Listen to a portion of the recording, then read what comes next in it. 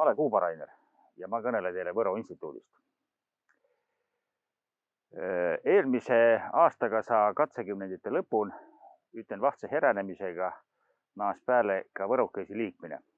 Ja juba paari aastaga kasvidu võrokõisi liikmine nii palju suures, et on selge, et ütsinda seltsega säänest suurt tüüd ära ei tii ja riigi tukke on kaks vaia. Ja tuu mõte kasvigi suurembas ja nii luudigi võro keele ja kultuuri uurmises ja edendamises 1995. aastal Võro instituut.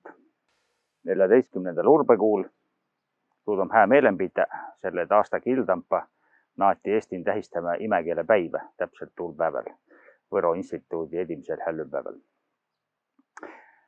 Ja Võro instituut on riikline tiidus- ja arendusasutus Kultuuriministeeriumi all. Võro keele ja kultuuri hoidmises ja edendamises, uurmises, inemise avitase võro keele oppust läbi viia Vana-Võromaa kuuljen ja latsiaidun, tuusjaos tetas opimateriaale, antas välja võrokeelitsid raamatit, tetas sõnaraamatit, uuritas Vana-Võromaa kotusse nimi ja inemiisi nimi, tegeldas võro keele grammatikaga, võro keeleteknoloogiaga ja igasugust muid asju.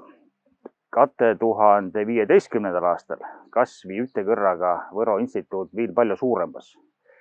Tiidus- ja arendusosakonnale tehti lisas muuseumi-osakond ja seal on 4 muuseumit üle Vana-Võromaa. Põlva kihkunan Karilatsi külan on Karilatsi vabaõhumuuseum, Hargla kihkunan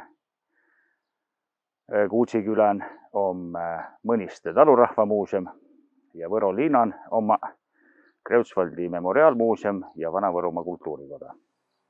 Kui Võro linnan midagi tarka tetta ei ole, siis on päris hää mõte astu läbi Võro instituudist.